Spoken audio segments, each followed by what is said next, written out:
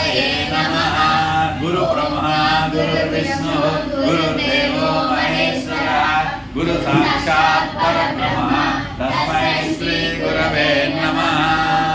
प्रथमं शैलपुत्रे द्वितीयं ब्रह्मचारिणे तृतीयं चन्द्रघण्टेति कूष्माण्डेति चतुर्थकं पंचमं स्कन्दमाता षष्ठं कात्यायनी सप्तमं कालरात्रि महागौरीति अष्टमं नवमं सिद्धिदात्री नवदुर्गा प्रकीर्तिता।